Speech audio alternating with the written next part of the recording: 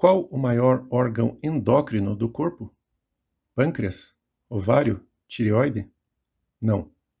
É o tecido adiposo, ou seja, nossos pneuzinhos, tanto os externos, visíveis, quanto principalmente os internos, na gordura dita visceral, situada ao redor dos órgãos abdominais e torácicos, correlacionada com a medida da circunferência abdominal. Dos outros órgãos endócrinos, se sabe bastante há muito tempo. Já do tecido adiposo, somente nos últimos anos é que se começa a desvendar as intrincadas relações das células adiposas, ou adipócitos, com o funcionamento do restante do organismo, na fabricação de moléculas biologicamente ativas, o que se pode chamar de seus hormônios, mas são citocinas, com características algo diferentes.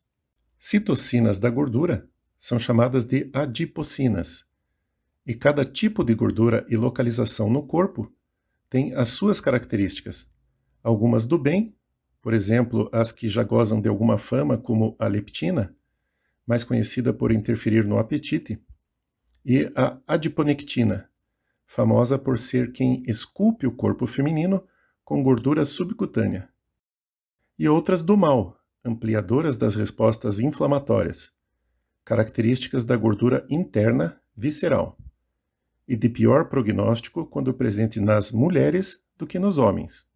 Uma relativa novidade é que há nuances nas cores do tecido adiposo para suas várias funções.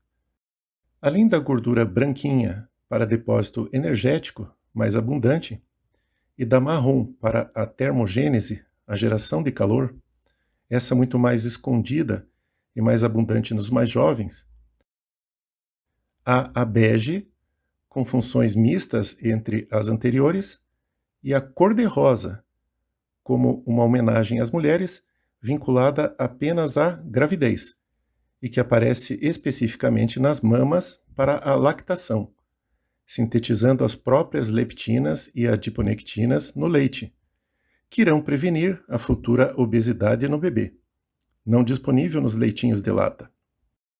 Há ainda os adipócitos amarelos, próprios da medula óssea, com funções metabólicas mais protetoras da saúde. Cada local onde há gordura depositada no nosso corpo mostra também um perfil diferente de resposta aos hormônios, dependente da presença maior ou menor de receptores para estes hormônios. Uma característica individual, herdada e que muda com a idade, principalmente por influência dos hormônios sexuais, como a testosterona e o estrogênio. Um exemplo é o aumento da gordura intramuscular, dentro do músculo, da língua nos homens de meia idade, que ocorre pela diminuição dos níveis de testosterona, levando ao aparecimento ou à piora do quadro de obstrução respiratória, a apneia do sono.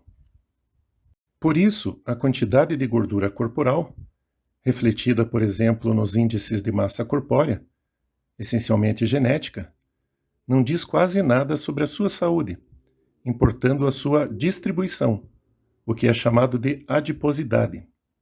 Esta muito mais gerada pelos hábitos de vida, ainda que também com um tantinho da sempre presente influência genética, sobretudo nas mulheres.